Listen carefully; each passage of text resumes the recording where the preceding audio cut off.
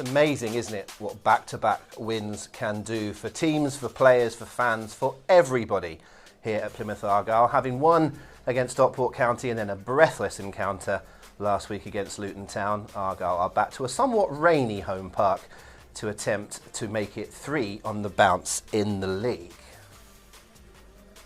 Now, it is the league's bottom side that come to us today, Peterborough United. They are our visitors. But despite having a slow start of their own, they have started to show a semblance of some form as well, picking up their first win last week. So it is 2 teams on the up, a very intriguing afternoon ahead, and all the action is coming your way here on Argyle TV. So a very good afternoon to you all. I'm Rob McNichol, delighted to be with you this afternoon as we build up towards Argyle versus Peterborough United here at Home Park. If the Pilgrims can make it 3 in a row, won't it change everything? Won't it feel very, very different to how things did a few weeks ago? It just shows how quickly football can turn around. Delighted to be building up this game in the company of former Argyle Academy coach, Argyle analyst, I guess is the best way of putting it, Aaron Cusack. Aaron is with us. It does feel a bit different around the place, doesn't it, the last couple of weeks? Yeah, absolutely, Rob. Air of enthusiasm and optimism, hopefully to secure another win, to get 3 on the bounce. It's always nice to be in that kind of winning feeling, isn't it? It is, and I think what we're all doing, though, is warning against the looking at the table and seeing we've played all these teams that are going to be contenders at the top, your Boltons, Luton, Cardiff, and then you go, Peterborough, bottom of the league. It's going to be easy. Doesn't work that way in football. Absolutely not, and they're very much in a false position. We know in recent years how strong they are in this division. You know, Darren Ferguson's been around the block or two, isn't he? He knows what he's doing. He knows how to build successful teams at this level. They've had a fairly good transfer window where they've made a series of new signings who no doubt will have an impact today. So they're going to go into the game, you know, well prepared, but obviously cautious to the threat that Peterborough might pose. They will indeed, and I think it's. I think everyone is feeling very happy for Tom Cleverley, the way things have turned around for Argyle. But it was very interesting listening to him talking about exactly that. He seems to be someone who is not going to get carried away when things are going well, and are not going to be too down when things are going badly, which they were not long ago. He's coming up against a bit of a wily old fox, isn't he, today? And Darren Ferguson, we all know who his father is, but someone who would have managed Tom as well. So they've got a bit of Sir Alex in common. Yeah. But Darren Ferguson's been around the place a long time. His 4th stint as Peterborough boss. He'll have seen all this before. He will be very confident he can pull the posh out of it. Absolutely. You know, we've already alluded to that they're in a false position at the minute, and you know, he knows how to get teams playing. He probably knew what type of players he needed to bring in, which they've done in the transfer window.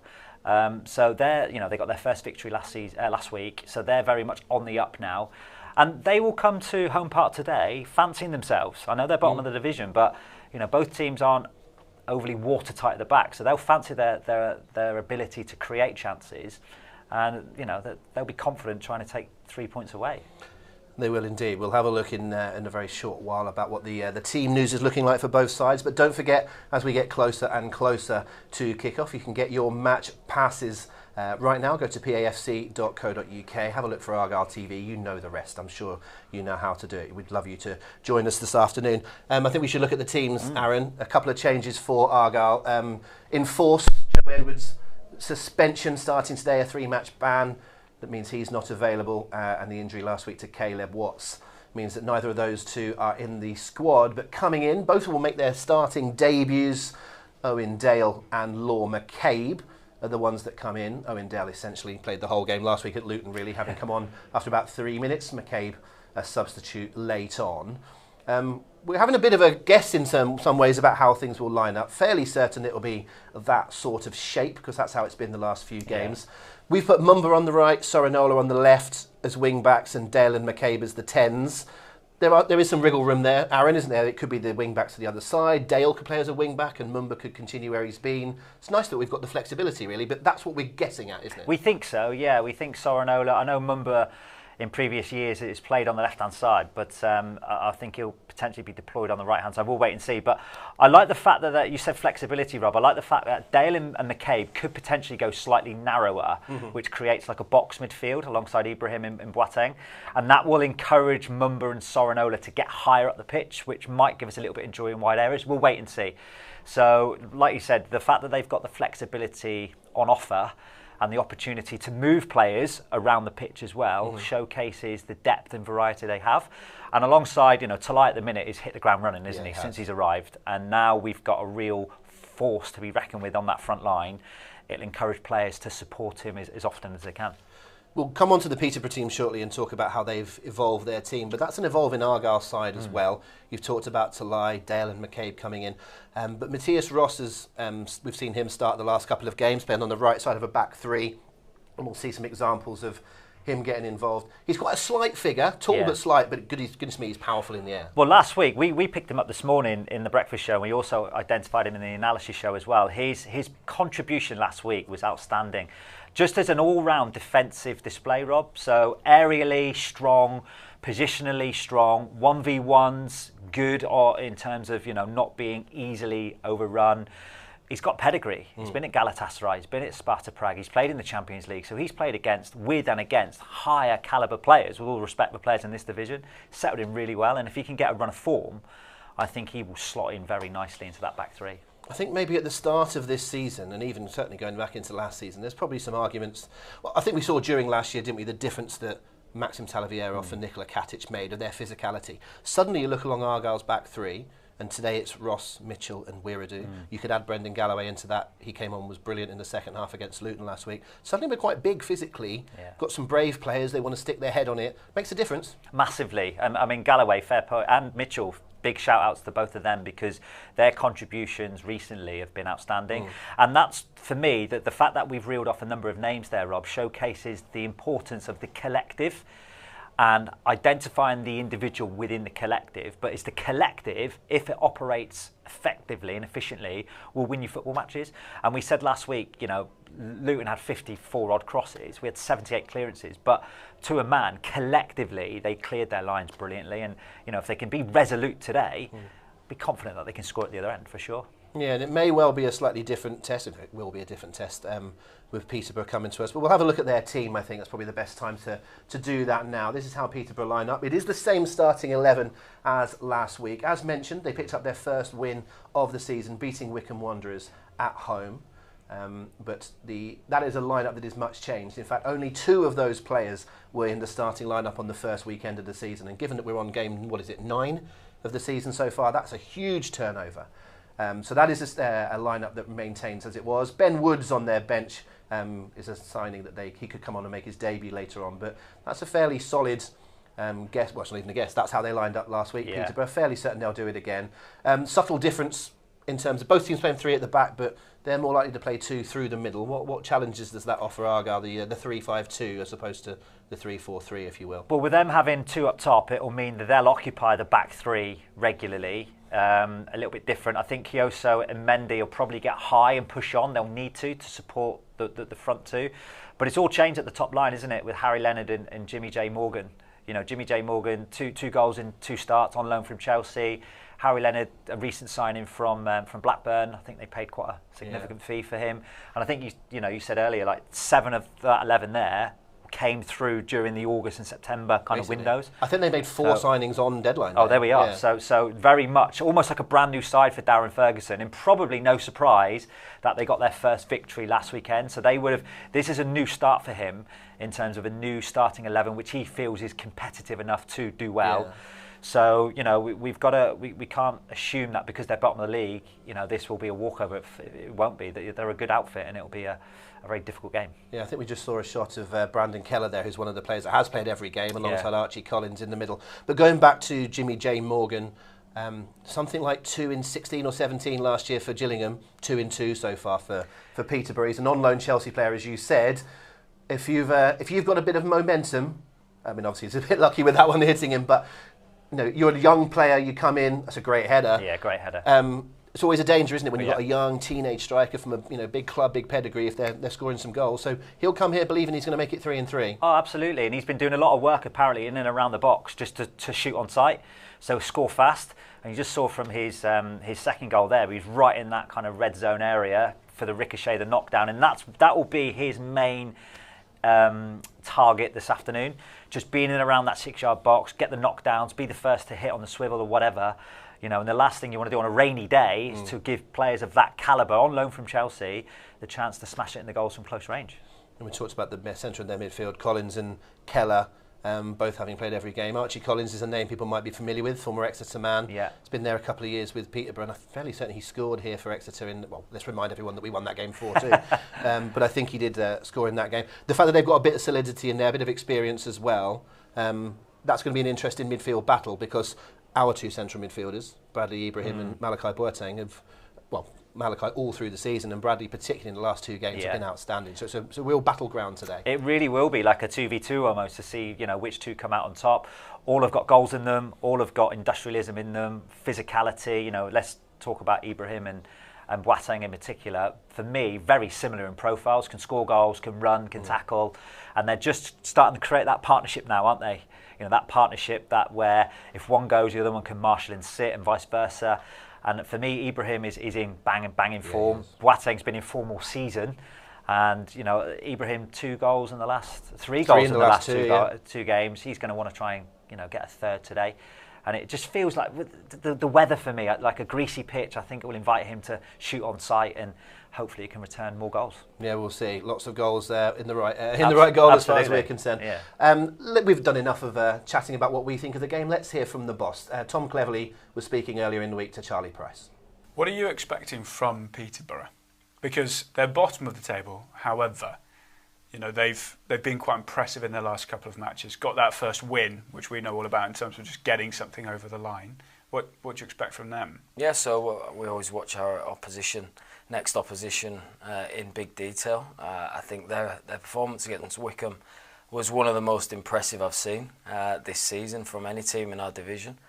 If you look at their first game against Cardiff, I think 9 players who will start this weekend were not there or not in the starting. They're a completely different team.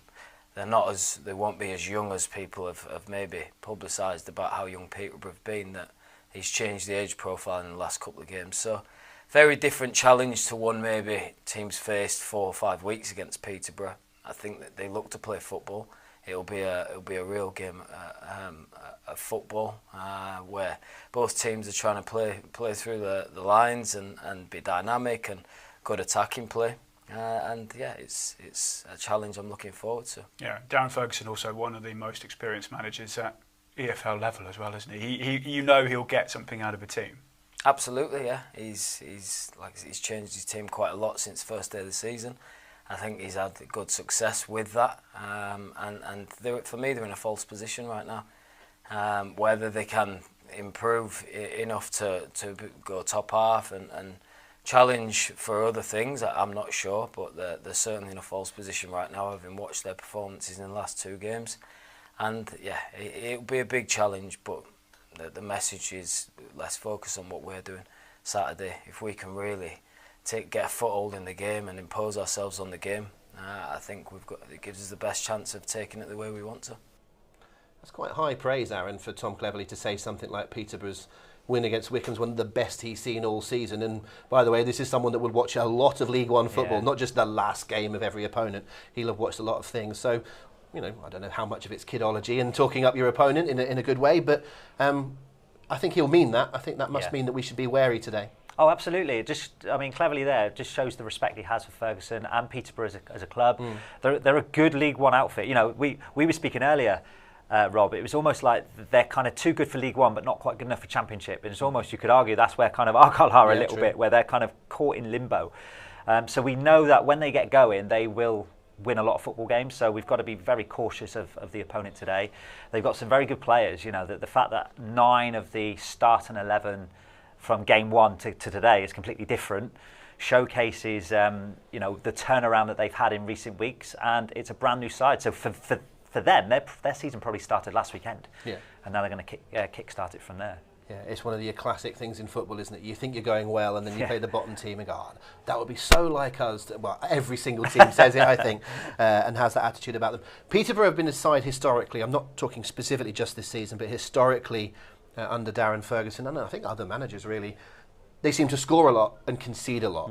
If you look at Argyle over the last 2 games, I actually feel like we've probably defended better than the 4 goals that we've conceded in those games, but it's been, what's been the aggregate over the last 2 games? 7-4, if you like, as far as Argyle are concerned. Are you expecting an open game again today? I mean, what we will say is that of the 4 goals that they've conceded in the last 2 weeks, 3 have been penalties. So you could argue whether, I think 1 was definitely a penalty. The other 2 on another day they're not given. So I think they'll be pleased with that they haven't conceded frequently in open play compared to where they were at the start of the year. So that's encouraging. I think they want to take ownership of the game today, won't they? They want to get the home park crowd behind them, be on the front foot, try and, almost take the enthusiasm out of Peterborough as early as they can, but be mindful that they don't get hit on the counter. So I thought they did really well last week, Rob, for the second goal against Luton, where they pressed in really well. And that invited Ibrahim and Boateng to stay on the front foot when the play got turned over, to turn the ball over in dangerous areas. So I wouldn't be surprised if they opt for that type of approach in the early exchanges. And then it's about how you manage the game as the game progresses. Absolutely it is. Well, we've heard from one head coach. I think Darren Ferguson's a bit old school. He's more of a manager. So we'll hear from the Peterborough manager now, Darren Ferguson. Well, Gaffer, longest trip of the season, Plymouth away. You're doing all these journeys in the first couple of months. I suppose that's a good thing, get out of the way. We've had a few long ones, haven't we? It's a long one for us tomorrow. I can't believe the chairman's not got his flights. It's a disgrace. But anyway, there you go. Well, we're going to set off early. Fortunately, Bristol Rovers have let us use their training ground, so we thank Darryl for that. So it breaks it up a little bit. But listen, it is what it is. We've just got to get on with it. Yeah, what do you make of Plymouth? Obviously had a good win last week. A slow start, but you'd expect that given the amount of changes that they've made. Yeah, new manager. Tom's gone in, obviously. And so new ideas, new players coming in. They started slowly. And then they changed to a back 3 against Stockport. And then they beat them, and obviously they beat Luton with 10 men for a long period last week.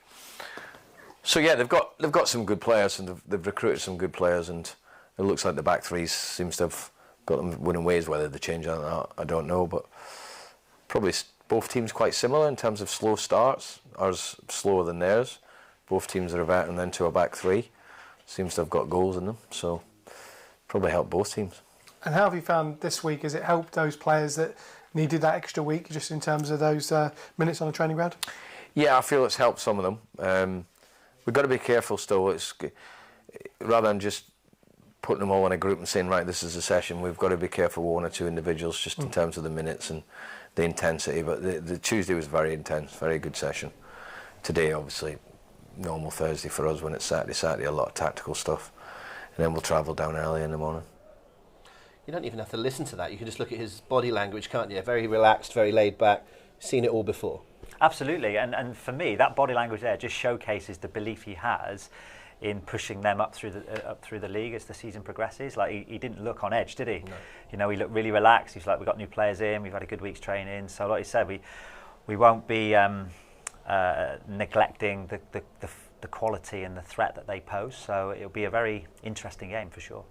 Something that the Green Army haven't seen before, well, not the home fans anyway, is Law McCabe. Yeah. Came on at the end of the game against Luton last week. And Owen Dell makes his first start, although as we said, it's effectively a full game having come on so early at Luton. But for those two, first starts in a big game. Every game's a big game, but you know what I mean. And they're both playing in a similar sort of position. I think sometimes it helps when new players play together. They've got a bit of a kinship, I think. Yeah. It's a big day for those two. Massively, yeah. And I thought Owen Dale did well when he came on against Stockport the other week as well. Got involved, had a couple of decent chances. But I'm really looking forward to seeing Law McCabe play. Obviously, prior to his arrival, he was playing for the under-20s England and then got called up to the senior squad to train. And that isn't a decision made lightly, Rob. You know, this kid can clearly look after the ball. He sees himself as an attacking player, backs himself as well. So, you know, hopefully he can hit the ground running, showcase what he's capable of doing and, you know, help support that attacking area. Marrying up a couple of things that we've already talked about today. We've talked about body language of a manager, a head coach. We've also talked about Tom Cleverley, the way he will be quite mild-mannered in certain ways. But marrying those two, looking at the body language and the facial expression of Tom Cleverley when he talks about Law McCabe, I think he likes him. Yes. I think he said that he saw him play one of his first ever games for Middlesbrough against Tom's Watford team and has kept tabs on him. I quite like it when something like that happens. I think we can trust Tom Cleverley's valuation on a player. And having not really seen Law yet, I'm pretty excited to see him in the flesh. It must be nice for him as a young player to have that real backing, not just of his manager, his head coach, but as someone that played in a similar sort of position as a sort of competitive midfielder. Yeah, very much so. He feels like he's very much part of the squad, coming to here to be used. Not just an additional body to maybe be selected. It's like, no, I want to bring this lad to the club, get the best out of him, let him flourish in Argyle Green.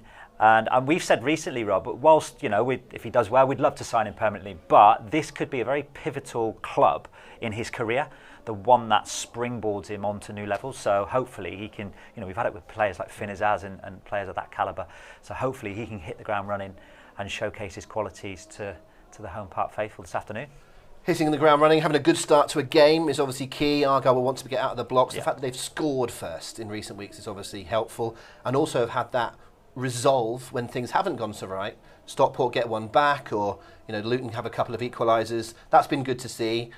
We don't want to go 1-0 down today, but we're going to hope that if that were to happen, that we've got a little bit of fighting spirit that we can battle back against that. Yeah, I agree totally. I think in the last month in particular, they've really showcased their resilience and their determination to stay in games, to not collapse when things go against them. We saw it too often last season where they capitulated too early and games were done within 30 minutes. But recently they've taken the lead, they've been pegged back, and recent games in particular, Rob, where they've conceded goals in pivotal times right on half-time, or scored goals right on half-time, and it's allowed them to continue to, in the second half, to go on and win the game. So I thought last week was a fantastic demonstration of togetherness, resilience, grit, determination. Tactics went out the window. It was all about two a man, let's be in the trenches together. And if you've got that alongside some quality when we are playing well, merge them two together, then you've got a winning formula. There's been one game this season, I think it was Leyton Orient, where you felt everything started to get restless in the stands. But other than that, it's been great positivity from the Green Army, and they were probably quite justified at the time doing that as well. But the fact that the fans have stayed behind the players, you can tell that that's appreciated by the players, by the staff. I think they felt that they rewarded the Green Army. Well, there's still plenty to go to make it up to them for the last seasons and previous seasons on the road. But to get a win for the Green Army on the road was brilliant. To get another one here for the home supporters would be great. And there feels a nice togetherness at the moment. Hopefully we can keep that going. Yeah, absolutely. You want that winning formula to continue, don't you? You want, that win last week felt it was for the fans, the travelling army who go week in, week out, always support them through thick and thin. And we hopefully we can get a third win on the spin today and just start to get a bit of consistency that will propel us up the division and, be in a position where we want to be, challenging for titles and championships and things like that. I feel like it's my instinct to try and call it 4 wins on the bounce. If you can massage the stat and add in the Cheltenham game, it's always quite nice. So we'll call it 4 if we get there. We are very, very close to match time now. Now is the time, now that we've finished talking. If you haven't yet got your match passes, do so now. Go to pafc.co.uk, find Argyle TV. You can do it all through there. You have probably about 6 or 7 minutes to get that done. We're pretty much done here from the studio. We will hand over in a second live to Charlie Price and Brian McGlinchey, who are going to be taking you through the action live from Home Park as Argyle seek their 3rd or 4th win in a row. We'll see you very shortly.